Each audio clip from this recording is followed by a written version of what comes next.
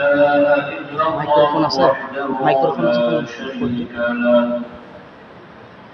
وأشهد أن محمدا عبده ورسوله صلى الله عليه وعلى آله وأصحابه وبارك وسلم. أما بعد فأعوذ بالله من الشيطان الرجيم. بسم الله الرحمن الرحيم. ومن زحزح عن النار وأدخل الجنة فقد فاز. الحياة الدنيا إلا متاع الغرور. আল্লাহ তাআলার শুকরিয়া যে আমরা আল্লাহর ঘরে আল্লাহর জিকিরের জন্য বসতে পেরেছি। সকলে বলি আলহামদুলিল্লাহ। আমরা সংক্ষেপে তাসবিহ, তাহমিদ, তাকবীর, দরুদ ও সালাম পড়ি। সকলে পড়ি সুবহানাল্লাহ, আলহামদুলিল্লাহ, লা ইলাহা ইল্লাল্লাহ, আল্লাহু আকবার, লা হাওলা ওয়ালা কুওয়াতা ইল্লা বিল্লাহিল আলিয়্যিল আযীম। سبحان الله وبحمده عدد خلقه ورضا نفسه وزنة عرشه ومداد كلماته. سبحان الله وبحمده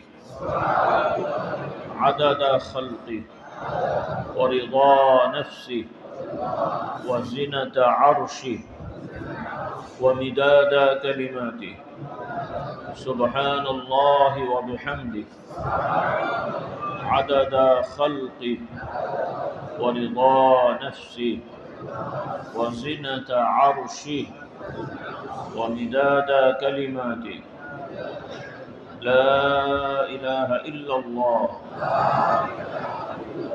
وحده لا شريك له له الملك وله الحمد وهو على كل شيء قدير. اللهم صل على سيدنا ومولانا محمد النبي الأمي وآله وسلم. اللهم صل على محمد وعلى آل محمد كما صليت على إبراهيم وعلى آل إبراهيم إنك حميد مجيد. اللهم بارك على محمد وعلى آل محمد كما باركت على إبراهيم وعلى آل إبراهيم إنك حميد مجيد. صلى الله عليه وعلى آله وأصحابه وبارك وسلم. আলহামদুলিল্লাহ। আল্লাহ তাআলার শুকরিয়া যে আপনারা অধিকাংশই আমাদের প্রতিবেশী, হয়তো অনেক দিন পরে এই মসজিদে আসার সুযোগ হয়েছে। মাহফিলে বা বিভিন্ন সময় হয়তো আপনারা দারুস সালাম আমাদের মারকাজ ইরশাদ ইসলাম দরবারে যেয়ে থাকেন, আমাদের সাথে দেখা হয়। তো আমাদেরই প্রতিবেশী ভাইয়েরা আপনারা এবং আপনাদের সন্তানেরা, কিছু যুবক ভাইয়েরা আমাদের সাথে যোগাযোগ করলেন। ভালো লাগলো যে আপনারা একটি ভালো কাজের উদ্যোগ নিয়েছেন, বলি আলহামদুলিল্লাহ। যেহেতু প্রতিবেশী, শুধু দাওয়াতি হিসেবে নয়, প্রতিবেশী হিসেবেও কিছু কথা বলার অধিকার আছে। দাওয়াতি হিসেবে তো কিছু বলতেই হবে। তো প্রথমে একটু ধারণা পাওয়ার জন্য বলছি যে আমাদের অবস্থানটা কি, যে আমরা এইখানে যারা আছি মোটামুটি দারুস সালাম এলাকার কারা কারা আছে একটু হাত তুলি তো।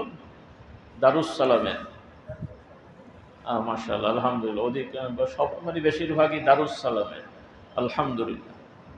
আর অল্প কিছু ভাইয়েরা আছেন যারা বাহির থেকে, মানে আশপাশ থেকে বা বিভিন্ন জায়গা থেকে এসেছেন সংবাদ শুনে, দাওয়াত পেয়ে। তো সর্বোপরি আল্লাহ তাআলার দয়া যে আমরা একটা রহমতের সময়ে, বরকতের সময়ে আমরা একত্রিত হয়েছি। কারণ বৃহস্পতিবার দিবাগত রাত মাগরিব থেকে এখন হয়েছে জুমার রাত। সব দিনই ভালো, তবে জুমার দিনের সম্মান বেশি। সব রাতই ভালো, তবে জুমার রাতের সম্মান মর্যাদা বেশি। ব্যক্তিগতভাবে যে যেখানেই আমরা জিকির আজকার করি, ভালো কাজ করি, সেটা বরকতের, তবে আল্লাহর ঘরে বসে জিকির করার মর্যাদাও বেশি। বলি আলহামদুলিল্লাহ। তো ভালো লাগছে, আমার এখানে অনেক ছাত্ররা আছো, যুবকরা আছো। আল্লাহ তাআলা তোমাদেরকে কবুল করুন। আর অনেক ভাইয়েরা আছেন যাদের ছেলে মেয়ে এখনো ছাত্রছাত্রী, বা অনেকের হয়তো ছেলে মেয়েরা বড় হয়ে গেছে, নাতিপুত্ররা এখনো ছাত্রছাত্রী। তো আমরা এই যে আসলাম, বা আমাদের কিছু ভাইয়েরা উদ্যোগ নিয়ে এই আয়োজন করলেন, কোনো উদ্দেশ্য আছে না নেই? তো আশা করি দুনিয়াবি কোনো উদ্দেশ্য থাকা যাবে না। আশা করি আমরা একটা উদ্দেশ্য নিয়ে এসেছি, যে আমাদের আখেরাত, পরকালটা যেন আমরা সুন্দর করতে পারি। বলি ইনশাআল্লাহ। তো অনেকের আবার প্রশ্ন হবে, তাহলে দুনিয়া কি হবে?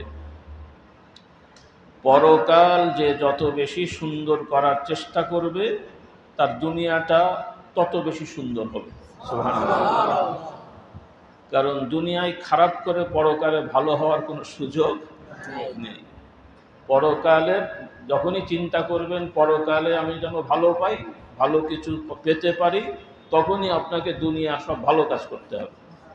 খারাপ কাজ করে পরকালে জান্নাত পাবো এমনটি আশা করার সুযোগ নেই।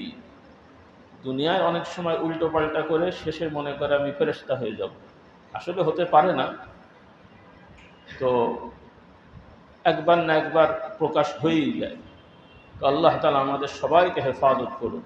আমিন। এক এক বয়স তো আমাদের অনেকেরই একটা পর্যায়ে আমরা চলে এসেছি, তারপরও গড় একটা আয়ু আন্তর্জাতিকভাবে এক এক এলাকার বলা হয় যে এলাকায় এত বয়স মানুষ পেয়ে থাকে। এটা একটা জাস্ট জরিপ, কিন্তু চূড়ান্ত বিষয় হলো নিঃশ্বাসের বিশ্বাস নেই। আমরা যে যেই বয়সেরই থাকি, কেউ বলতে পারবো না যে অত বয়সের আগে আমরা মরব না। কেউ আছে নাকি রে বাবা? কাজেই বয়স যে জারি হোক, মৃত্যু আসবেই যখন তখন, যে কোনো জায়গায়। এটার প্রস্তুতিটাই হলো সব থেকে বড় বিষয়। কিন্তু আফসোস হলো যে আমরা এই সকল ব্যাপারগুলো ভুলে যাই, বেখেয়াল হয়ে যাই। সবাই তো জানে, প্রশ্ন উত্তরে সবাই পাশ করে যাবেন মৌখিকভাবে, কিন্তু প্র্যাকটিক্যালি অনেকেই আমরা ফেল করে যাব। খোদ ইবলিসকেও যদি প্রশ্ন করা হয়, সেও পাস, কারণ ইবলিসও ভালো ভালো কথা বলে। ইবলিসও কি ভালো কথা বলে? আদম আলাইহিস সালামকে কিন্তু ইবলিস সরাসরি থ্রেট দেয়নি, আল্লাহর সাথে বেয়াদবি করেছে। কিন্তু আদম আলাইহিস সালামকে যে বলেনি যে তোমার কারণে আজকে আমার এই দশা হলো, তোমাকে আমি এই জান্নাত থেকে বের করার মানে চিন্তা করছি, জান্নাত থেকে বের করে ফেলবো, এই রকম কথা কিন্তু বলেনি। বরং আল্লাহ তাআলা কোরআনে ইবলিসের ষড়যন্ত্র, চক্রান্ত, পরিকল্পনা প্রকাশ আমাদেরকে জানিয়ে দিলেন। ইবলিস যে বলছিল আদম এবং হাওয়া দুইজনকেই ওয়াসওয়াসা দিচ্ছিল। কোরআন শরীফে এভাবে এসেছে, ফাওয়াসওয়াসা লাহুমা শাইতান। এই ইবলিস শয়তান সুন্দর আকৃতি নিয়ে, তার নিজের সুরত নিয়ে গেলে তো ওনারা চিনে ফেলবেন, কিন্তু সেটা না করে লেবাস, পোশাক বা ভেষ পরিবর্তন করে, এবং তার আদম এবং হাওয়া দুইজনকেই খুব সুন্দরভাবে মিষ্টি ভাষায় তাদেরকে বোঝাচ্ছে। কি বোঝাচ্ছে? বলছে যে হাল আদুল্লুকুমা আলা শাজারাতিল খুলদি ওয়া মুলকিন লা ইয়াবলা, যে হে আদম হাওয়া, আমি কি তোমাদেরকে এমন একটি গাছের সন্ধান দেব না, যে গাছের ফল খেলে তোমাদের এই জান্নাতে থাকাটা স্থায়ী হয়ে যাবে, রাজত্ব অফুরন্ত হয়ে যাবে। হ্যাঁ, কথা সত্যি তো নাকি? কিন্তু শুনতে কথাটা কি লাগছে, হিতাকাঙ্ক্ষী না শত্রু? মানে এই কথাটা শুনতে সে কি তার ভালো চাচ্ছে না ক্ষতি চাচ্ছে?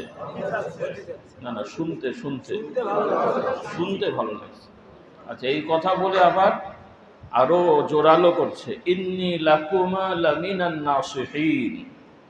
তো আমি কেন বলছি, আমার কি স্বার্থ আছে? আমি চাচ্ছি তোমাদের যেন ভালো হয়, তোমাদের দুইজনেরই আমি হিতাকাঙ্ক্ষী। তো ইবলিস বলছে আদম হাওয়াকে হিতাকাঙ্ক্ষী, আর যেই গাছের সন্ধান দিচ্ছে ওই গাছের ব্যাপারে ইবলিস বলছে যে ওই গাছের ফল খেলে তোমাদের জান্নাতে থাকা কি হবে? স্থায়ী হবে। আর সেই গাছ সম্পর্কে আল্লাহ তাআলা আদম আলাইহিস সালামকে আগেই জানিয়ে দিয়েছেন। কি বলেছেন? আল্লাহ তাআলা আদম হাওয়া, আমাদের আব্বা আম্মা জান দুইজনকেই বললেন, উসকুন আনতা ওয়া যাওজুকাল জান্নাহ ওয়া কুলা মিনহা হাইসু শি'তুমা রাগাদান হাইসু শি'তুমা ওয়া লা তাকরাবা হাযিহি আশ-শাজারাতা ফাতাকুনা মিনাল যালিমিন।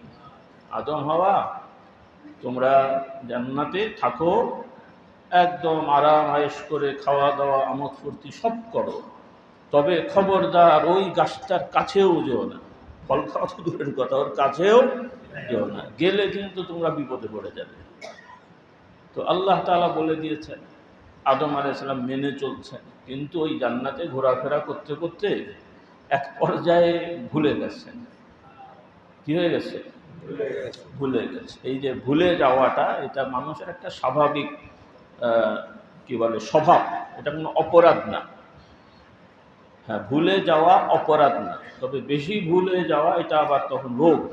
ওটা কি, ওই কিছু লোক আছে না যে এই এখনই মনে আছে, এখন বয়স হয়ে গেলে বা বিভিন্ন আঘাত পেলে বা বিভিন্ন সমস্যা হলে ভুলে যায়, আবার মনে পড়ে, এটা হলো রোগ। আর স্বাভাবিক, বেশি মানে স্বাভাবিক ঠিক আছে, মাঝে মাঝে কিছু জিনিস ভুলে যায়। তো ভুলবশত কিছু হলে দুই রকম আছে, ভুলে যে করা আর একটা ভুলবশত করা। বাংলা আবার দু রকম ঝামেলা আছে, দুটোই কোনো অপরাধ না, তবে এই ভুল হলে সংশোধন করতে হয়। কি করতে হয়? আর অপরাধ হয় কখন? যে এই জিনিসটা জেনে শুনে বুঝে করে, জেনে শুনে বুঝে করে। জাস্ট একটু বুঝিয়ে দিই, নাহলে আবার আপনারা ঝামেলায় পড়ে যাবেন। যেমন আমরা সবাই জানি, রমজানে বা যে কোনো রোজায়, রোজা মানেই হলো সারাদিন খাওয়া দাওয়া ইত্যাদি থেকে বিরত থাকে। তো নতুন নতুন যখন কেউ রোজা রাখে, তখন দেখা যায় মাঝে মাঝে প্রথম দিকের দিকে বা নতুন না হলেও রোজার প্রথম দিকে অনেক সময় বেখিয়াল হয়ে যায়, যার নিয়মিত সকালে নাস্তা খাওয়া পানি খাওয়া এগুলোর অভ্যাস থাকে, দেখা যায় ফজর পরে হঠাৎ পানি খেয়ে ফেলেছে, এরকম ভুল হয় না? হয় না? অথবা ফজর পরে ঘুমিয়েছে, টেবিলে কিছু খাবার দাবার ছিল, বেখেয়াল হয়ে গেছে, নাস্তার মতন কিছু খেয়ে ফেললো, এরকম হয় মাঝে মাঝে। তাহলে কেউ যদি ওই রোজা আছে ভুলে যে নাস্তা করে ফেলে বা কিছু খেয়ে ফেলে বা খাওয়া শুরু করে, কয়টা রোজা রাখতে হয়? হ্যাঁ, মানে ওই যে ভুল করে যে খেলো, ওই রোজার বদলে কয়টা রাখতে হয়? ঝামেলা হয়ে গেছে, এই জন্য আমি বল, ঠিক আছে ঠিক আছে, এখনই তো অনেক মত হয়ে গেছে, কেউ বললেন 60টা, কেউ বললেন 30টা, কেউ বললেন রাখা লাগবে না। বুঝতে পারেন না আপনারা? মানে আমি বলছি ভুলে খেয়ে ফেলেছে। একটা হলো যে জেনে শুনে খাচ্ছে, রোজা আছে, সবাই রেখেছে রেখেছে, সেহরির সময়ও খেয়েছে, কিন্তু গোপনে বসে বসে মোটামুটি খাচ্ছে, তাহলে নাউজুবিল্লাহ, তাহলে এই একটা রোজার পরিবর্তে তাকে লাগাতার 60টা 2 মাস রাখতে হবে।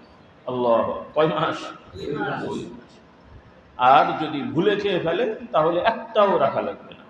দেখেন, একই খাওয়া, ভুলে যাওয়ার কারণে কিচ্ছু হচ্ছে না, আর জেনে শুনে খেলে কি 60টা। তার মানে ভুলে যাওয়াটাই এটা কোনো গুনাহ হয়নি, অপরাধ হয়নি, শাস্তি পাবে না।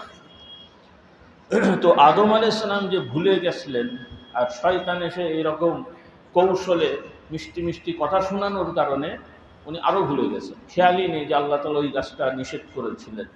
খাওয়ার পরে তো মনে পড়েছে, তখন কান্নাকাটি শুরু করেছেন।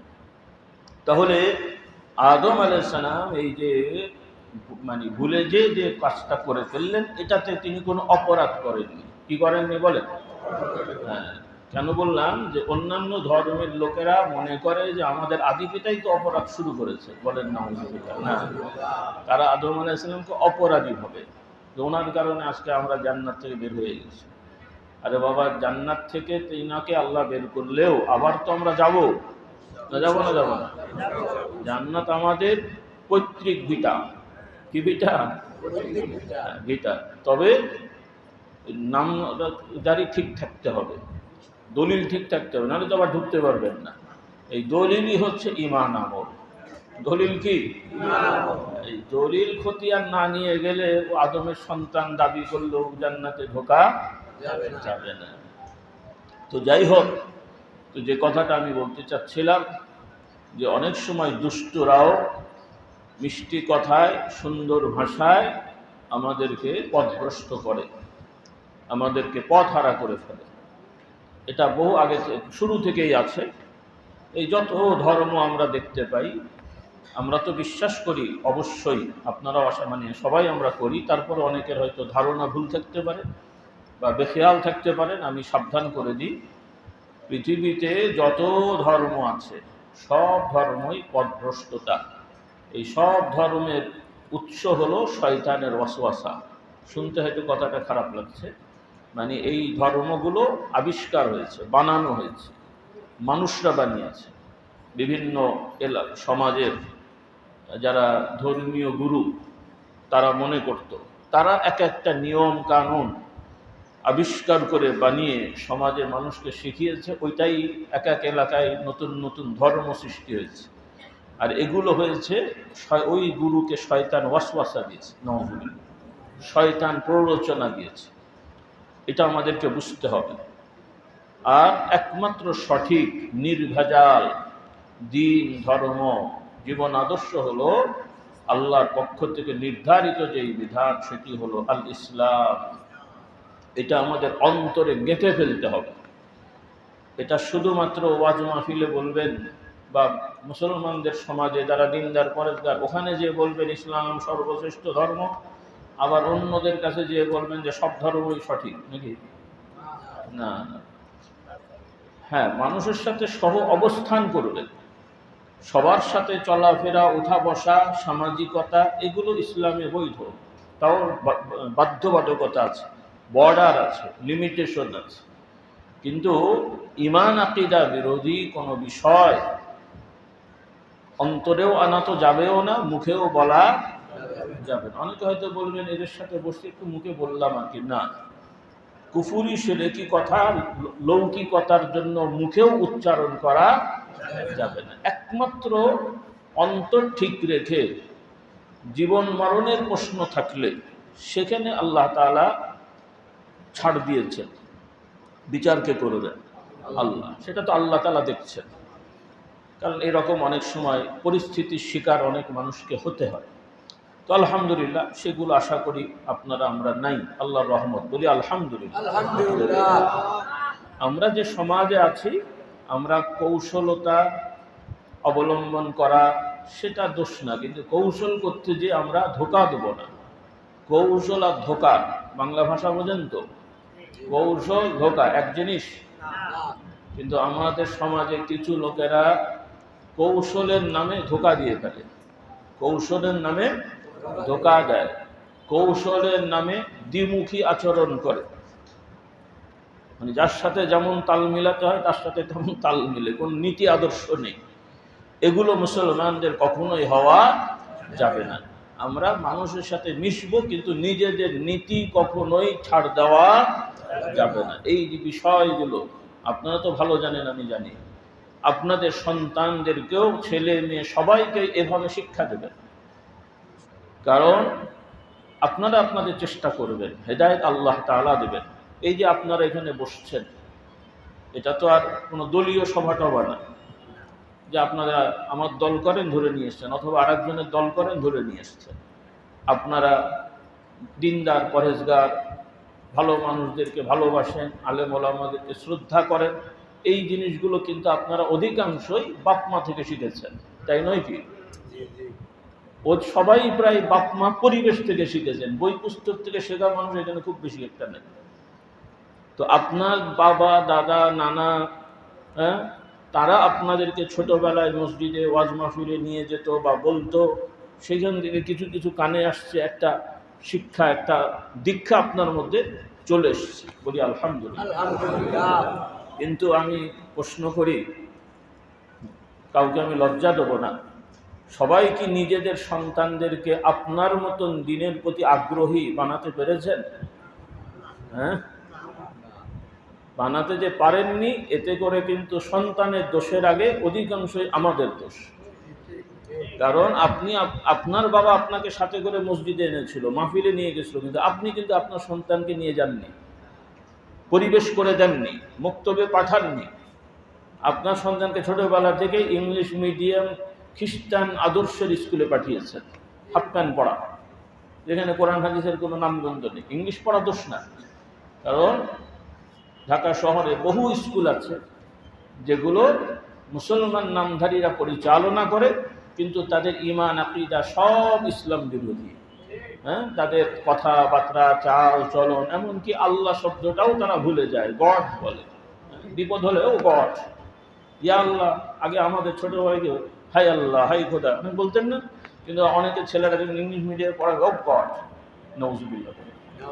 আচ্ছা, যারা ইংরেজি ভাষাভাষী তারা, যেমন আমরা খোদা বলি, খোদা তো আর আরবি শব্দ না, উর্দু ফার্সি। খোদার শব্দে বাংলা অর্থ, আরবি হলো রব।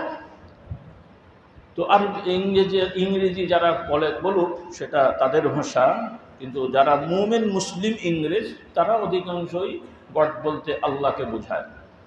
কিন্তু এখন বহু স্কুল কলেজের ছেলে মেয়েরা, যেহেতু আপনারা আমার প্রতিবেশী, আমি তো কিছু লক্ষ্য করেছি, এই দারুস সালামের একটা বড় অংশ, তাদের ছেলে মেয়েরা মানে ইংলিশ পড়া দোষ না, আমাদের বাচ্চারা ইংরেজি শেখে, দোষ না, কিন্তু তারা কমন ইংলিশ স্কুলে কলেজে পড়াশোনা করে, যেখানে ঈমান ইসলাম কিছু শেখায় না, বরং তাদের ইউনিফর্ম থেকেই বোঝা যায় যে সম্পূর্ণ উল্টাটা। নাউজুবিল্লাহ। তাহলে বলেন, এই সন্তানেরা আমরা মারা গেলে আপনারা মানে যারা বাবা যারা দাদা নানা মারা যাওয়ার পরে এরা কি তার জানাজা পড়তে পারবে মনে হয়? আচ্ছা, জানাজা তো ফরজ, ওয়াজিব না, মানে ওয়াজিব হলেও সবার জন্য না। আপনার সন্তান যদি জানাজা না পড়তে পারে, কোনো কারণে পাইনি, সেটার জন্য সে গুনাহগার না, কিন্তু এটা তো 5 ওয়াক্ত নামাজই পড়ে না। আচ্ছা, 2-1 বার জুমায় গেলেও ইমানই তো ঠেকে নেই, কারণ তাদের হিসাব হলো সব ধর্মই সঠিক, বলেন না? তো আমার অনুরোধ, আমরা সব ধর্ম বর্ণের মানুষের সাথে সামাজিকভাবে চলাফেরা করলেও আমাদের মূল নীতিগুলো ঠিক রাখতে হবে, যে বিশ্বাস মহান রব্বুল আলামিন আল্লাহ তাআলার পক্ষ থেকে নির্ধারিত দ্বীন ধর্ম একটাই, সেটা হলো আল ইসলাম। এটা আমরা বানিয়ে বানিয়ে বলছি না, আল্লাহর কথা। কার কথা? আল্লাহর কথা। আল্লাহ তাআলা যদি অনুমতি দিতেন, যার যার মতন তোমরা চিন্তা ফিকির করে ধর্ম বানিয়ে মানো, আমাদেরকে আপত্তি থাকতো, কিন্তু আল্লাহ নিষেধ করে দিয়েছেন। কোরআনে আল্লাহ তাআলা বলেন, ওয়ামান ইয়াবতাগি গায়রাল ইসলামি দীনান ফালান ইউকবালা মিনহু ওয়া হুয়া ফিল আখিরাতি মিনাল খাসিরিন। আল্লাহ তাআলা জানিয়ে দেন, ইসলামের বাইরে যারা জীবন আদর্শকে মেনে চলবে, অন্য কোনো ধর্মকে মানবে, কিয়ামতের দিনে তাদের সেই জীবন আদর্শ, কর্ম পদ্ধতি, ভালো কাজ বা কর্ম কোনোটাই আল্লাহ তাআলার কাছে গ্রহণযোগ্য হবে না, এবং তারা আখিরাতে ক্ষতিগ্রস্ত শাস্তিপ্রাপ্তদের অন্তর্ভুক্ত হয়ে যাবে। বলুন নাউজুবিল্লাহ। অন্য আয়াতে আল্লাহ তাআলা বলেন, ওয়াল্লাযীনা কাফারু আ'মালুহুম কাসারাবিন বিকিআতিন ইয়াহসাবুহু আয-যামআনু মাআ। আল্লাহ তাআলা বলেন, যারা কুফরি করে, যারা আল্লাহ তাআলা বিধান দেন, আল্লাহর আইন মানতে হয়, বিধান মানতে হয়, এই ব্যাপার যারা স্বীকার করে না, বিশ্বাস করে না, এটা হলো কুফরি। এটা কি? কুফর। আমরা কুফর বলি না, কুফর মানে গালাগালি না ভাই। অনেক সময় আমরা কুফর শিরক বললে সাধারণ কিছু মানুষেরা বা গতানুগতিক যারা কি বলে এটাকে বাংলা ভাষায় সুশীল সমাজ সমাজ, তারা মনে করে হুজুররা গালাগালি করছে। তো এই কুফর শিরিক বলা, কাফের মুশরিক, হ্যাঁ কেউ কেউ ঝগড়া করে গালাগালির মতন ব্যবহার করে, সেটা ভিন্ন, সেটা তো ঠিক না, উচিত না। তো যদি কেউ কুফরি করে তাকে কাফের বলা, শিরিক করলে মুশরিক বলা, এটা কোনো গালাগালি না। কুফর শিরিক এক ধরনের কর্ম, যে করবে সে তো করলই। কুফর মানে হলো অস্বীকার করা। কি অস্বীকার করা? কি অস্বীকার করা? যে মহান আল্লাহ আইন দেন এবং ওই আইন মানতে হয়, এটা সে অস্বীকার করে।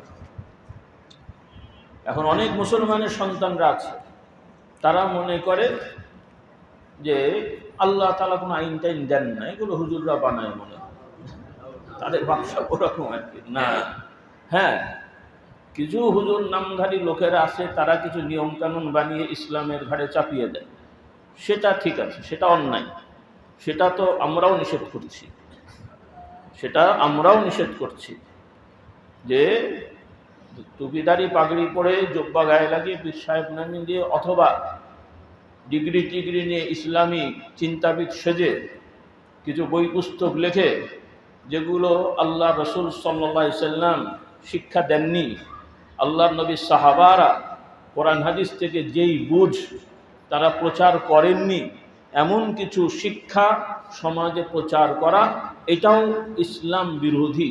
এটাও কি বলে? চলে ইসলামের নামে, কিন্তু চলে কি? চলে ইসলামের নামে, কিন্তু কাজটা কি? আচ্ছা, তুই যেমন উদাহরণস্বরূপ আমরা আমাদের ময়মুরবি বাবা মা বা যে কোনো ইমানদার কবরবাসী থাকলে, কবর স্থানে থাকলে, যে কবরে গেলে কবর জিয়ারত করি, সালাম দিই, দোয়া করি, এটা হলো জিয়ারতের নিয়ম। সেটা যত বড়ই সম্মানিত ব্যক্তি হন, কবরের কাজটা হলো সেখানে যে তাদের জন্য সালাম দেয়া, তাদের জন্য দোয়া করা, এটা হলো ইসলামী শিক্ষা। কিন্তু কিছু মুসলমান নামধারী আছে যারা, যে সকল সম্মানিত ব্যক্তি মারা যান, তারা প্রথমত তারা দাবি করে এনারা মারা যান না, তারা আবার ওয়াজ নসিহত করে শোনায় যে আল্লাহর ওলিরা মরে না। তো গ্রামগঞ্জে ওয়াজ করে, রাতের বেলা বিভিন্ন সময় সুরসার দিয়ে বলে, উনিও বলে আল্লাহর ওলিরা মরে না, সাধারণ মানুষও বলে সুবহানাল্লাহ, বলেন নাউযুবিল্লাহ। আচ্ছা, আসলে এই বেচারারা কথা গুছিয়ে বলতে পারে না, বা কি বলতে চায় নিজেরাও জানে না। কোরআন শরীফে আল্লাহ তাআলা যারা আল্লাহর রাস্তায় দ্বীনকে প্রতিষ্ঠা করার জন্য তথা তাওহীদ রিসালাত, স্বাধীনভাবে মানুষ নামাজ রোজা করবে, বাধা দেবে না, এই পরিবেশ সৃষ্টির জন্য বা ধরে রাখার জন্য যারা শত্রুপক্ষর মোকাবেলা করে করতে যে জীবন দেয়, এদেরকে ইসলামের আইনে বলে শহীদ। এদের সম্মানার্থে আল্লাহ তাআলা কোরআনে বলেছেন যে এদেরকে তোমরা মৃত বলো না। তারা মারা যায়নি সেটা বলা হয়নি, কিন্তু মৃত বলে সম্বোধন করো না, বরং এরা আল্লাহর কাছে জীবিত। সুবহানাল্লাহ। কারণ তারা আল্লাহর জন্য জীবন ত্যাগ করার কারণে আল্লাহ তাআলা তাদেরকে তাদের কবরে বিশেষ হায়াত দিয়েছেন। কিন্তু তারা দুনিয়ার দৃষ্টিতে মৃত, মারা গেছেন, কিন্তু তাদেরকে অন্যদের মতন মৃত শব্দটা ব্যবহার করা যাবে না, এটা তাদের সম্মান। বলুন সুবহানাল্লাহ। কিন্তু তাদেরকে মানে তারা মোটেই মারা যাননি এমনটি মনে করা যাবে না। তো এইগুলো থেকে মানুষেরা ভুল চিন্তা করে, তারা আবার যুক্তি দিয়ে দিয়ে এখন বড় বড় আল্লাহওয়ালা বুজুর্গ ভালো মানুষ যারা, তারা তো ভালো মানুষ, তাদের মৃত্যুর পরে তারা ইনাদের ক্ষেত্রে মৃত বলতে চান না। তারা বলেন যে ইনারা জীবিত, কবরের মধ্যে জীবিত আছেন, সেজন্য তারা তাদের কবরে যে সিজদা করে। তারপরে অনেকে আছে সিজদা করে না, কিন্তু কবরে যে ওই কবরবাসীর কাছে সাহায্য চায়।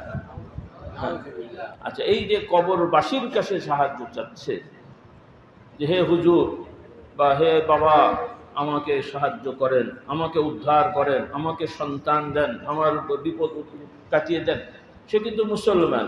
তাহলে এই যে কাজটা করছে, এটা কি কোরআনে আল্লাহ শিক্ষা দিয়েছেন? রাসূলুল্লাহ শিক্ষা দিয়েছেন? তো এ পেল কোথায়? ও আবিষ্কার করেছে কোরআনের আয়াতকে বিকৃত করে। রাসূলুল্লাহর হাদিসকে অপব্যাখ্যা করে সেটা আবিষ্কার, এটাকেও সে নিয়ে আসছে। এবং তার ভক্তরা আবার তাকে খুব বড় পণ্ডিত মনে করে, যে ওনারা কেউ বোঝে না, ইনি বুঝে ফেলেছেন। তা ইনার বুঝটা কি ভালো হলো না খারাপ হলো? ইনার বুঝটা কি, মানে ইনার এই পাণ্ডিত্যটা তার জ্ঞানের প্রমাণ নাকি তার মূর্খতার প্রমাণ? কথাটা বুঝেন ভাই আমার। তাহলে আমাদের সমাজে কিছু মুসলিম চিন্তাবিদ, গবেষক, নামধারীরা আছে। শুধু এরকম না, এরকম অনেক ক্ষেত্রে তারা আল্লাহর শিক্ষাটাকে, কোরআনের শিক্ষাটাকে নিজের মতন করে ব্যাখ্যা দিয়ে এমন অবস্থা সৃষ্টি করেছে যে তাদের ব্যাখ্যা, মানে তাদের মতে চললে শুধু মুসলমান মারামারি ছাড়া আর কোনো কাজ নাই। অমুসলমান তো পরে, আগে নিজেরাই মারামারি করবে। তাহলে সব মুসলমানরা মারামারি করলে মরলে সব শহীদ হবে নাকি? এক নামাজি আর এক নামাজির সাথে মারামারি করেন, মরলে শহীদ হবেন? এক দাড়িওয়ালা আর এক দাড়িওয়ালা ধরে টানেন, দুজনের দাড়ি টানেন, মরলে শহীদ হবেন? এদের যে কাজ এই করতে হবে, আর কোনো কাজ নাই এদের। আল্লাহ এদেরকে হেদায়েত দান করো, সঠিক বুঝ দান করো। তাহলে এগুলোও কিন্তু ইসলামের নামে চলছে। হ্যাঁ, ইসলামের নামে চলছে, মানুষ মনে করছে ইসলাম। যেমন এক ধরনের বড় বিভ্রান্তি আমাদের সমাজে এখন আসছে। মাইক কি বাইরেও চলছে না ভেতরে শুধু আছে? বাইরে, আচ্ছা। যতটুকু যাচ্ছে, খুব বেশি হয়তো যাচ্ছে না, আশপাশে দু এক বাসায় যদি মা বোনরা শুনতে পায়, শুনুক ইনশাল্লাহ। কারণ আসলে দিন তো আমাদেরও, পুরুষদের যেমন শিখতে হবে, মা বোনদেরও শিখতে হবে না? কিন্তু মুশকিল হয়েছে আমরা সেভাবে শেখাতে পারছি না। আমিও মাঝে মাঝে চিন্তা করি উদ্যোগ নেব, কিন্তু আবার আমাদের ওখানে মাদ্রাসা বড় হওয়ার কারণে সাহস পাচ্ছি না। কারণ মা বোনদের নিরাপত্তার তো একটা ব্যাপার স্যাপার আছে। তারপর আমি পরিকল্পনা করছি যে অন্তত বছরে 2-1টা মা বোনদের ব্যবস্থা করা যায় কিনা। আল্লাহ তাআলা তৌফিক দান করুন। কারণ এই যে আপনারা বিভিন্ন জায়গায় ওয়াজ মাহফিলে কথা শুনছেন, আলেমদের কাছে যে বসছেন, কিছুটা হলেও তো শিখতে পাচ্ছেন। এই শিক্ষাটা কি আপনার স্ত্রী পাচ্ছে? আপনার মেয়ে পাচ্ছে? আবার আপনি যা শিখছেন, আপনার স্ত্রীকে কি ওয়াজ নিষেধ করতে পারবেন? বা করলেও কি স্বামীর ওয়াজ স্ত্রী শোনে নাকি? শুনবে? বিশেষ করে পারিবারিক ক্ষেত্রে তো শুনবেই না, সে বলবে ওনার নিজের ধান্দাবাজি করছে। কাজেই আমাদের মা বোনদেরও ইসলাম শেখানোর জন্য পরিবেশ সৃষ্টি করতে হবে। এগুলো ছিল, কিন্তু আমাদের সমাজে নেই। এর কারণ হলো যে আসলে আমরা তো স্থিতিশীল সমাজ এখনো পাইনি। এখন পর্যন্ত শুধু গোড়া থেকে ABCD শিখে যাচ্ছি, অ ক খ শিখে যাচ্ছি, যুক্ত অক্ষর দিয়ে বানান এখনো আমরা শিখতে পারি নাই। কারণ ছিল ভারতবর্ষ, ইংরেজরা এসে দখল করলো, মুসলিমরা শাসন করছিল, ইংরেজরা এসে সব তছনছ করে ফেলেছে, লুটপাট করে, মেরে ধরে, কেটে কুটে সব একদম বিশৃঙ্খলা। কারণ এই ভারত উপমহাদেশ এরকম ছিল না। এখন যেমন মানুষ ইউরোপ আমেরিকার দিকে আগ্রহ, ওখানে গেলে ভালো খাওয়া যায়, ভালো থাকা যায়, ভালো ভালো ভালো ভালো। একটা সময় ওদের তুলনায় ভারতীয় উপমহাদেশ অনেক শান্তির দেশ ছিল। সুবহানাল্লাহ, আলহামদুলিল্লাহ। ভারতীয় ওরা তো সব চোর বাটপার, লুটপাট, লুটেরা। এখন এই কোট প্যান্ট টাই পরে একটু সেন্টেন লাগিয়ে সব ফেরেশতা সেজে ঘুরে বেড়াচ্ছে, সবই হচ্ছে খুনি। এরা সব সন্ত্রাসী খুনি, নিজেরা সন্ত্রাসী খুনি, আর সবাইকে এখন সন্ত্রাসী খুনি বানায়। চোরের মান কি বলে? এই যারা বড় বড় বিভিন্ন দেশের নেতারা অমুক সন্ত্রাসী, তমুক সন্ত্রাসী, অমুক দল সংগঠন সন্ত্রাসী, আচ্ছা ওই দলের লোকেরা বেশি মেরেছে না ওরা বেশি মেরেছে বলেন তো? হ্যাঁ, ইংরেজরা নিরীহ মানুষদেরকে, নিরস্ত্র নিরীহ সাধারণ মানুষদেরকে কচুকাটা করেছে।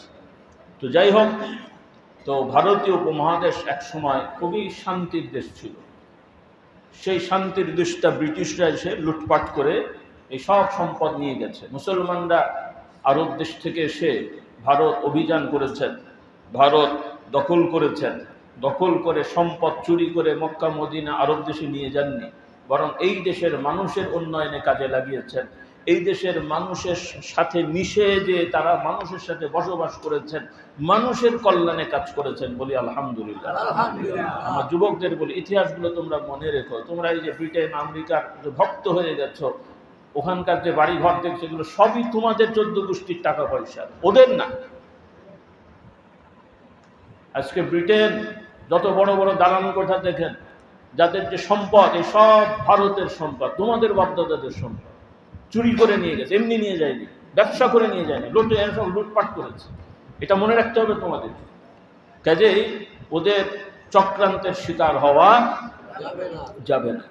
আবার ওরা যে চুরি চামারি করেছে এটা তোমাদেরকে বুঝতে দেবে না, তোমাদেরকে শেখাবে আমরা তোমাদের দেশের উন্নয়ন করেছি। তোমাদের দেশে, আমাদের দেশের, ভারতের উন্নয়ন তারা করেছে আমাদের স্বার্থে না ওদের স্বার্থে? হ্যাঁ, আপনারা গরু ছাগল পালেন, মুরগি পালেন, গরুকে খাবার দেন, গরু যেন মোটা তাজা হয়, গরুর স্বার্থে না আমাদের স্বার্থে? গরু খাবে, মোটা হবে, আমি জবাই করে গোশত খাবো। আর গরুকে যখন খাবার দেওয়া হয় গরু আচ্ছা করে খায় আর খুব খুশি, যেমন মালিক কত খাওয়াচ্ছে, কিন্তু ও তো আর জানে না যে ওকে আবার খাওয়া হবে, বুঝলেন? তো আপনারা মনে করছেন বিশ্ব ব্যাংক টাকা দিল, অমুক দিল, থমক দিল, আমাদের কত উন্নয়ন করলো, আপনার জন্য দেওয়া হয়নি, আপনাদেরকে খাওয়ার জন্য দেওয়া হয়েছে। কাজেই সতর্ক থেকে, সতর্ক থেকে ওদের পাল্লায় পড়েন না, আপনাদের ছেলে মেয়েদেরকে ওদের পাল্লায় ফেলতে দেন। তবে এগুলো বোঝার জন্যে আগে নিজেদেরটা আগে শিখতে হবে। ওদের গালাগালি করে তা শোনা হবে না। ওদের চক্রান্ত ধ্বংস করার জন্য নিজেদের অবস্থানকে পরিপক্ক করতে হবে। আর সেটার জন্য শুধু অস্ত্রমস্ত্র কাজ হবে না, সবার আগে লাগবে চরিত্র ঠিক করা।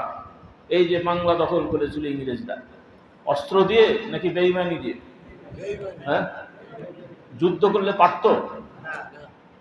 যদি সেনা, কি বলে নামটা, মীর জাফর আলী খান, এই বদমাইশটা যদি তার আমানত সঠিকভাবে পালন করত, সেনাবাহিনী তো রেডি ছিল, তখন তার মোবাইলের যুগ না রে বাবা।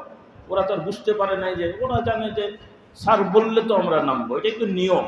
উনি যে মাঝখানে বিক্রি হয়ে বসে আছেন এগুলো তার পাবলিক জানে না। হ্যাঁ, ওরা তো সতর্ক, অস্ত্র রেডি, সেনাপ্রধান বললেই আমরা নামবো, কিন্তু তার আগেই তো সেনাপ্রধান ফিউজ হয়ে বসে আছে, ও আর কিছু বলে না, এরাও জানে না, ইংরেজরা এসে দখল করে নিল। আর নবাব সাহেব একা মনরু বেচারা আর কি করবে, কিছু করার আছে না। তাহলে দেখেন, অস্ত্র থাকলেও খাটাতে পারে নাই একজনের চরিত্র নষ্ট হওয়ার কারণে। দেখেন, একজনের চরিত্র নষ্ট হওয়ার কারণে, একজনের গাদ্দারির কারণে পুরো সমাজটা ধ্বংস হয়ে গেল। হ্যাঁ, এই জন্যে সেটা কি, ও কিন্তু মীর জাফর, ও কিন্তু দাড়িওয়ালা, নামাজ টামাজ পড়তো যতটুকু বোঝা যায়, কিন্তু দুনিয়ার লোক, ইংরেজরা ওকে টোপ ফেলেছে যে এই নবাবকে তোমরা ছড়িয়ে দাও, তোমাকে আমরা রাজা বর্ষা বানিয়ে দেবো। আর এই লোক লালসায় মানে মাথায় বুদ্ধিটা ঢোকেনি যে আমি যে একজনকে সরাবো, আমি যে বসবো, আমাকে যে আবার সরাবে না তার নিশ্চয়তা আছে, এই বুঝতে আর তার খেলে নাই। কাজেই তাদের কথায় খপ করে পড়ে তারা বিশ্বাসঘাতকতা করলো। এখন এই এক বিশ্বাসঘাতকতার এই দেখেন 300 বছর ধরে খেসারত দিচ্ছে। কাজেই নতুন করে আর কোনো বিশ্বাসঘাতক নেতা যেন আমাদের সমাজে অন্তত না হয়, সেই চেষ্টা করতে হবে। সেজন্য প্রত্যেকের সন্তানদেরকে দিন, ঈমান, আকীদা শিখিয়ে আগেই তাদেরকে টিকা দিয়ে দিতে হবে, যেন এদের মধ্যে বিশ্বাসঘাতকতা রোগ না ঢোকে, মুনাফিকি না ঢোকে। হ্যাঁ, আর সমাজে চললেও অনেক নেতা যেটা আমরা দেখব, যাদের মধ্যে মুনাফিকি দেখব, বিশ্বাসঘাতকতা দেখব, তাদের পেছনে আমরা খবরদার চলবো না, তাদের প্রতি কখনোই আমরা সমর্থন জানাবো না। এগুলো আমাদের ইমানি দায়িত্ব ভাই। এগুলো ঠিক করতে না পারলে তাহলে আমরা আবার সেই সমস্যায় তো আছি, আরও বাড়তে থাকবে। তো যে কথাটা আমি বলতে চাচ্ছিলাম ভাইরা, যে এখন একদিকে সামাজিকভাবে বিভিন্ন নামে আমাদের সন্তানদের ঈমান আকীদা নষ্ট করা হচ্ছে, আবার আর একদিকে ইসলামের নাম ব্যবহার করেও আমাদের সন্তানদেরকে বিভ্রান্ত করা হচ্ছে। সেজন্য আগে থেকেই যদি আমরা সন্তানদেরকে সঠিক জ্ঞানটা দিয়ে দিই, তারা ইনশাল্লাহ এই সমস্যাগুলো তারা মোকাবেলা করতে পারবে, তাদেরকে আর ভুল বোঝানোর সুযোগ তারা পাবে না। যেমন আমরা আলহামদুলিল্লাহ কিছু কোরআন হাদিস চর্চা করি, যার কারণে কোনটা সঠিক, কোনটা ভুল, কোনটা বুঝতে পারছি। কিন্তু না পড়লে কি বুঝতে পারবো? না জানলে কি বুঝতে পারবো? আপনারা যারা একটু দিনের পথে আসেন, উল্টাপাল্টা কেউ বলে, এখন যদি যারা আলহামদুলিল্লাহ 5 ওয়াক্ত নামাজ পড়েন, আলেমের সাথে চলেন, এখন আপনাকে এসে যদি কেউ দাওয়াত দেয়, অত কষ্ট করে 5 ওয়াক্ত কে পড়তে বলেছে? আল্লাহ তো এত বলেন নাই। এই দেখেন কোরআনে আছে 3 ওয়াক্তর কথা, 3 ওয়াক্ত পড়লেই হয়, বলেন না? যারা শিখেছেন 5 ওয়াক্ত এবং বোঝেন, তারা কি তার কথা শুনবেন? আচ্ছা, কিন্তু এই সাধারণ যুবকেরা যারা আমাদের কথা শুনলো না, আলেমের সাথে বসলো না, কোরআন হাদিস নিজেরা শেখে নাই, তাদেরকে ইংরেজি ট্রান্সলেশন, বাংলা অনুবাদ, তাফসির না অনুবাদ কোরআন নিয়ে দেখাবে, এই দেখো কোরআনে আল্লাহ বলেছেন ভোরবেলা, দুপুরবেলা, বিকেলবেলা, সন্ধ্যেবেলা নামাজ পড়তে, 3 ওয়াক্ত নামাজ। এই মোল্লারা খামাখালি 5 ওয়াক্ত বানিয়েছে। ওই যুবকটা দেখবেন মনে করবে হুজুর আসলেই বানিয়েছে, কোরআনে তো 3টেই পাওয়া যাচ্ছে। হ্যাঁ, বাস্তবে তাই। কারণ কোরআন অনুবাদ করলে দেখবেন 3টা ওয়াক্ত, বলবেন তাহলে 5টা গেল কোথায়? হ্যাঁ, কারণ কোরআন কি আমাদের উপরে নাজিল হয়েছে না রাসূলুল্লাহর প্রতি নাজিল হয়েছে? কোরআন কি অন্য মানুষের লিখিত কিতাব নাকি আল্লাহর কথা? আল্লাহর কথা। আর মানুষের লিখিত কিতাব একরকম? তাহলে কোরআনের বৈশিষ্ট্য হলো আল্লাহ তাআলা কোরআনেই বলছেন। এই কোরআন আমরা পেয়েছি কোনো মিথ্যাবাদীদের মাধ্যমে না। 2-4টা হাফেজ মিথ্যাবাদী থাকতেও পারে, সেটা ভিন্ন।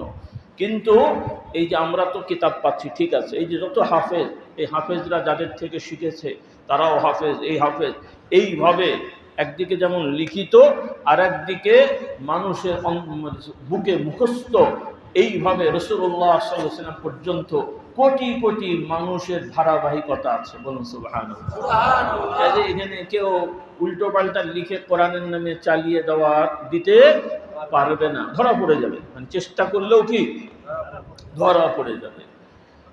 তাহলে আল্লাহ তাআলা কোরআনে বলেছেন, হে নবী, আপনার প্রতি আমি কোরআন নাজিল করলাম, আপনি এই কোরআনকে মানুষের কাছে সুন্দর করে পরিষ্কারভাবে বুঝিয়ে দেন। বলুন সুবহানাল্লাহ। তাহলে ওই যে নামাজের আয়াত নাজিল হলো, নামাজের আয়াত নাজিলের পাশাপাশি জিবরাইল আলাইহিস সালাম সরাসরি এসে রাসূলুল্লাহ সাল্লাল্লাহু আলাইহি ওয়াসাল্লাম বললেন, এই আয়াতের এই সময়ের নামাজ হলো এইটা, এই সময়ের নামাজ হলো এটা। তাহলে ওই 3 সময় মূল, ওর মধ্যে 5টা নামাজ। কয়টা নামাজ? তাহলে দিনের বেলা মানে সূর্য যখন উপরে থাকে তখন 2টা জোহর আসর, সূর্য অস্ত হয়ে গেলে 2টা মাগরিব আর এশা, আর ভোর রাত যখন হয় মানে রাতের শেষ হয়ে যখন সুবহে সাদেক মানে সকাল সূর্য ওঠে না কিন্তু একটু কি বলে এটাকে বাংলায় কি বলে? সুবহে সাদেক তো আরবি। হ্যাঁ, একটু আকাশটা পরিষ্কার হয়, সাদেক ওইটাকে আবার ওইটা আবার 2 রকম আছে। আরবিতে শুধু কাজেবও বলে, মানে আরেকটা মাঝে মাঝে মধ্যরাতের দিকে একটু পরে একটু ফর্সা হয় আবার কালো হয়ে যায়, ওইটা নয়, পরেরটা। তাহলে ওইটা হলো ফজরের ওয়াক্ত। বলুন সুবহানাল্লাহ।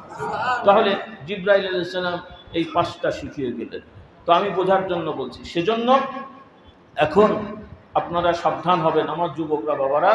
এই জন্য ফেসবুকে, ইউটিউবে হঠাৎ করে দেখবে কিছু যুবকেরা স্মার্ট, তারা বলবে যে আমরা লেটেস্ট ইসলাম চাই, মডার্ন ইসলাম চাই। এই সমস্ত হুজুরদের সেকেলে পাগড়ি টাগড়ি জুব্বা পরে ইসলাম হবে না, এগুলো সব সেকেলে। এখন মডার্ন ইসলাম কি বলেন? মডার্ন ইসলাম কিরকম? যে কোরআন মানবো, হাদিস মানা লাগবে না। বলেন নাউজুবিল্লাহ। তাহলে তারা দাওয়াত দেবে কোরআন মানবো, হাদিস মানা লাগবে না। আবার আরেক দল আরেকটা কৌশল অবলম্বন করেছে, তারা বলবে হ্যাঁ কোরআন মানবো, হাদিসও মানবো, তবে কোন হাদিস? যেগুলো আমাদের যুক্তিতে আসবে। বলেন নাউজুবিল্লাহ। মানে হাদিস যদি আমাদের যুক্তিতে না খাটে বা তাদের ভাষায় বাস্তবতার সাথে না মেলে, তাহলে এই হাদিস মানা যাবে না। বলেন নাউজুবিল্লাহ। হ্যাঁ, তাহলে এই ধরনের উল্টো পাল্টা কথা তারা প্রচার করবে। এখন আমাদের যেটা করণীয় সেটা হলো যে আমরা সরাসরি কোরআনের তাফসীর থেকে দিন শিখব, আল্লাহ রাসূলের সহিহ হাদিস থেকে দিন শিখব। রাজি আছি ইনশাআল্লাহ? ইনশাআল্লাহ। আল্লাহ তাআলা তৌফিক দেন। আমিন। এখন সেই জন্য তো আমাদের কিছু মেহনত করা লাগবে কিনা? হ্যাঁ, এই হচ্ছে কাজ। মাহফিলে তো আমরা সব বলি, রাস্তায় তো সব, যখন হুজুররা বা দাড়িওয়ালা টুপিওয়ালারা বা টুপি মাথায় দিয়ে সব নামে, কেউ কেউ যেমন অন্যান্য ধর্মের আছে এমনি সময় দাড়ি না রাখলেও ওদের ধর্মীয় উৎসবে আবার ফলস দাড়ি লাগিয়ে যায় আর কি। তো আমাদের দেশে এখনো চালু হয়নি, টুপিটা শুরু হয়েছে, কয়েকদিন পর আবার ফলস দাড়িও লাগাই কিনা বুঝলেন। তো ওই রকম দাড়ি নেই, হুজুররা ডাকলে একদম সুন্দর ফ্রেশ পাঞ্জাবি, মাথায় টুপি পরে ফেরেশতার মতো নেমে যে কোরআনের আলো ঘরে ঘরে জ্বালো, মিছিল শেষ, আজান হলে আর মসজিদে নেই। তো কি আলো জ্বললো ভাই বল। এরপরে কোরআনের আলো ঘরে ঘরে জ্বলে, আমি কাউকে ইয়ার কি করছি, মানে কটাক্ষ করছি না, কিন্তু এটা কি ধরনের কথা হলো? রাস্তায় বললাম কোরআনের আলো ঘরে জ্বলো, নিজেই নামাজ পড়লাম না। রাস্তায় বললাম কোরআনের আলো ঘরে ঘরে জ্বালো, নিজের ছেলে মেয়েকে কোরআন শেখালাম না, শেখানোর ব্যবস্থা করলাম না। রাস্তায় স্লোগান দিলাম কোরআনের আলো ঘরে ঘরে জ্বালো, আমি নিজের স্ত্রীকে পর্দা করাই না, শেখাই না। তাহলে কি জ্বললো ভাই? তাহলে কাকে দিয়ে কি জ্বলবে? কোরআনের আলোটা কি? কোরআনের আলো হলো কোরআনের বিধান। সেই বিধানগুলো আমি আমার পরিবার, আমার মেয়ে, আমার ছেলে, তাদের মধ্যে ওই বিধানগুলো বাস্তবায়ন করার নামই তো কোরআনের আলো জ্বলা, নাকি বলেন? নাকি শুধু মুখে মুখে বলা? এখন আমাদের কাজ হলো, আপনাদের অনুরোধ করব, আমরা শুরু করেছি এই মসজিদেও, আপনারা কিভাবে করছেন আমার জানা নেই, করলে তো ভালো, না হলে আপনারা উদ্যোগ নেন। আমি আরেকটা উদ্যোগ নিচ্ছি ইনশাল্লাহ, আপনাদের সহযোগিতা বলতে আপনারা সুযোগ পেলে যাবেন, আর এখানে করলেও তো আলহামদুলিল্লাহ, যত বেশি হবে তত ভালো। তো সেটা হলো যে আমরা যেটা দারুস সালাম আমাদের মসজিদে, মার্কাজ ইরশাদ ইসলাম ফুরফুরা দরবারের মসজিদে, আমাদের জুমার রুটিন হলো ওয়াক্ত হওয়ার সাথে সাথে আমরা আজান দিই। আর আজানের মোটামুটি আমার নিয়ম হচ্ছে তাড়াতাড়ি শুরু করা, কিন্তু মানুষ যাওয়া আসার উপরে নির্ভর করে। মাশাআল্লাহ কিছু লোক যায়, প্রথম থেকেই থাকে, এরপরে কম বেশি হয়। সেটা হলো, এটা ফরজ ওয়াজিব না, কিন্তু আমরা এই সময়টাকে কাজে লাগিয়ে যেন আমরা একটু দিন ইসলাম স্পষ্টভাবে শিখতে পারি, সেটার একটা পদ্ধতি আর কি। তো ওখানে আমাদের যেটা আছে, জুমার দিনে আজান হওয়ার পরে, আজানটা হয় ওয়াক্ত হওয়ার সাথে সাথে। এমনি অনেক মসজিদে হয় 12:15 বা 12:30, তারপরে আলোচনা শুরু, 20 মিনিট 22 মিনিট আলোচনা হয়। সেখানে দেখা যায় যে ওই মসজিদের মুসল্লিদের মাত্র 20% মুসল্লি পুরো আলোচনাটা শোনে, বাকি 80-90% মুসল্লি পুরোটা শোনে না। তা ওতে করে আলোচনা ঠিকই হয়, কিন্তু সবাই শেখে না, সবাই কিছু জানেও না, বোঝেও না। নামাজ হয়, কিন্তু আলোচনা থেকে কিছু শিখলো না, কিন্তু সুযোগ তো ছিল।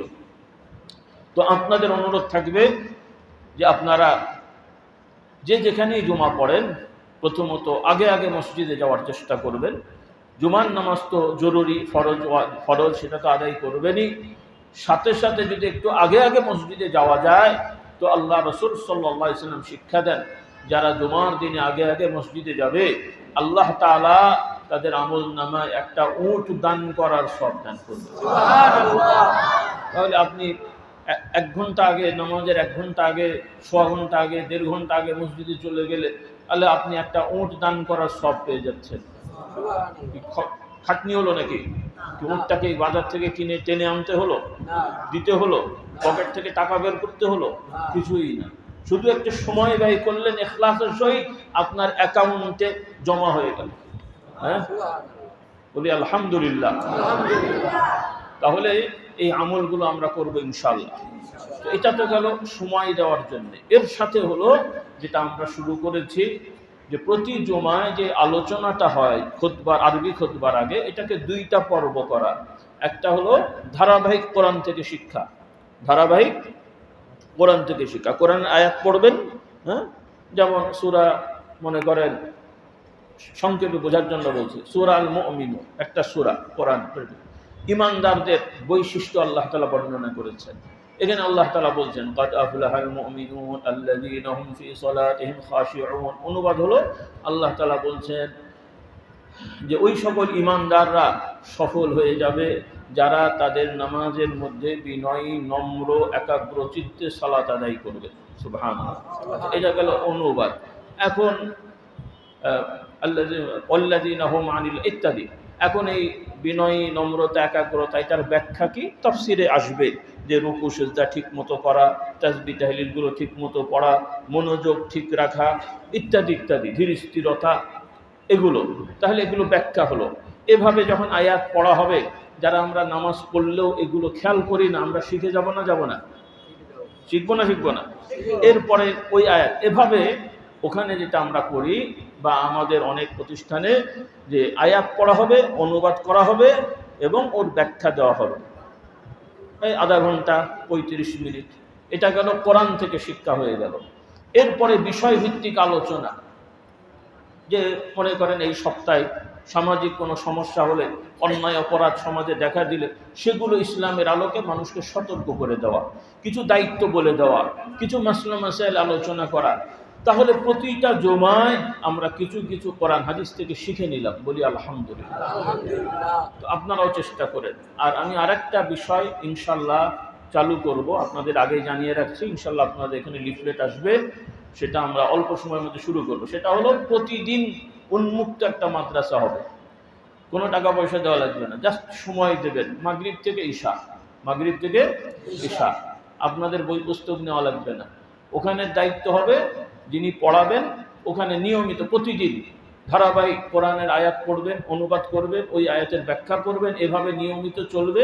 এবং কিতাব হবে মাআরিফুল কোরআন, তাফসির মাআরিফুল কোরআন, এবং আরেকটা হবে হাদিসের কিতাব রিয়াদুস সালিহিন। প্রতি ওই দিন যে কয় টাইম অনুযায়ী একটা দুটো তিনটে চারটা হাদিস পড়া হবে, অনুবাদ করা হবে, সংক্ষিপ্ত ব্যাখ্যা বলা হবে। আরেকটা হলো রাসূলুল্লাহ সাল্লাল্লাহু আলাইহি ওয়াসাল্লামের জীবনী, সেখান থেকে প্রতিদিন 2-3-4 পাতা করে পড়ে শোনানো হবে। এইটাই সিলেবাস।